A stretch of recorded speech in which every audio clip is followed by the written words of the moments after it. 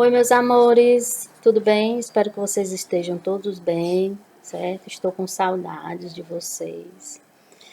Essa nossa aula de filosofia é uma introdutória à filosofia. Vou trabalhar algumas correntes de pensamento com vocês, tá? Com relação à origem do conhecimento, ok? Primeiro vamos começar a busca da verdade. Tenhamos aí teoria do conhecimento, que investiga as condições do saber verdadeiro. Logo depois, em dúvida, a capacidade humana de conhecer. Não podemos falar de teoria do conhecimento se não citarmos o racionalismo e o empirismo, certo? No caso, o racionalismo é uma corrente, filosófica que atribui a confiança à razão humana. É dela que obtemos o conhecimento. Essa corrente filosófica com relação ao racionalismo quer nos dizer que tudo que nós buscamos em conhecer tem a ver com a nossa razão.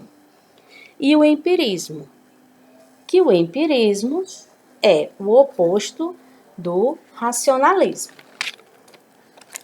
Isso quer dizer que empirismo é sinônimo de experiência. Tudo tem que ser comprovado cientificamente. Passou essa experiência a ter muito mais valor depois que o homem busca os resultados práticos, ok? Filosofia pré-socrática. As principais ideias de dois filósofos nós vamos citar agora, que é Heráclito. Nunca nos banhamos duas vezes no mesmo rio. O que é que isso quer dizer? Não somos os mesmos e também as águas correntes são outras. Isso quer dizer que a nossa vida ela vive em constante transformação. Nós temos que acompanhar essa evolução, E não só isso, mas o que acontece aqui e agora, isso não quer dizer que daqui a 15 minutos vai acontecer do mesmo jeito, da mesma maneira, certo? Parmenides, o ser é único, é imutável, infinito, imóvel. Ao pensarmos, pensamos algo que é, e não consigamos pensar algo que não é. Tudo que é real, é prático, certo? Vamos falar um pouquinho sobre os sofistas, a arte de argumentar. Primeiro, desenvolveu intensa vida política e artística. Eles tiveram ensino itinerante. O que é que isso quer dizer? Itinerante porque eles não tinham um local fixo, para levar esse ensinamento deles. Eles andavam de cidade em cidade, de colônia em colônia, levando esse ensinamento, certo? Discursos e meras opiniões e mercenários do saber eram duas críticas que eles recebiam dos filósofos da época, que era justamente Sócrates, Platão e Aristóteles, ok?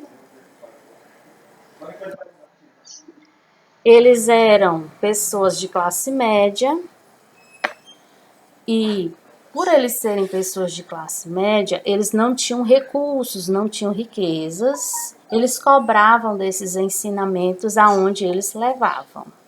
Valorização dos comerciantes. Quem valorizava mais esse ensinamento dos sofistas era justamente os comerciantes, de preferência da cidade de Atenas, que se desenvolveu intensa vida política e artística. Principais sofistas: Protágoras de Abdera, e ele diz uma citação, fragmento: o homem é a medida de todas as coisas.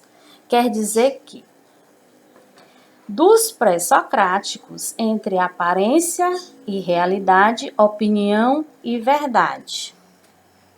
Não só isso, mas a exaltação da capacidade humana de construir a verdade. Nós todos temos capacidade de construir a verdade.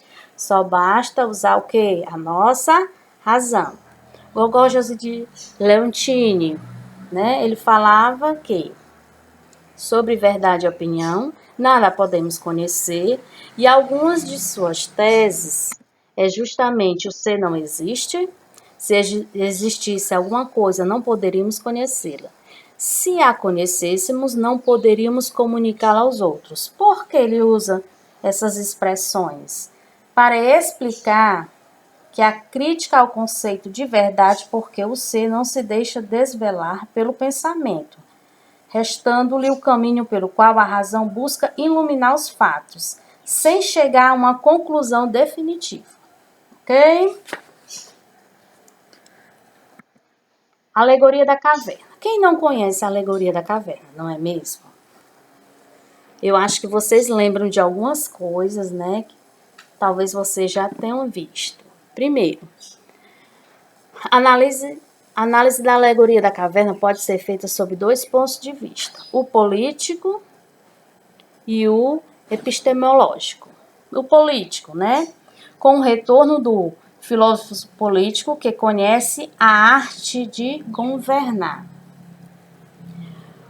O epistemológico, quando o filósofo volta para despertar nos outros o conhecimento verdadeiro. Aí nós temos, Platão distingue dois tipos de conhecimento, o sensível e o inteligível. Por quê? Porque o sensível é das sombras, as marionetes, devido ao quê? Que ele tenta explicar tudo que acontece dentro da caverna, né? As sombras, a aparência sensível de todas das coisas que eles imaginavam. As marionetes, a representação de animais, plantas e etc. Ou seja, das próprias coisas sensíveis. E o externo, né, que é o exterior das cavernas, o centro de tudo, do bem, era o sol, certo? E a realidade das ideias. Depois que o homem sai da caverna e passa a buscar o conhecimento, ele sai do mundo de sombras e passa a ter um mundo de ideias iluminado do bem, que era representado pelo sol. Vamos refletir. Para o Estado ser bem governado, é preciso que os filósofos se tornem reis, ou que os reis se tornem filósofos. Pensamento de Platão. Gente, foi bom estar com vocês. Um abraço e até a próxima aula, se Deus quiser.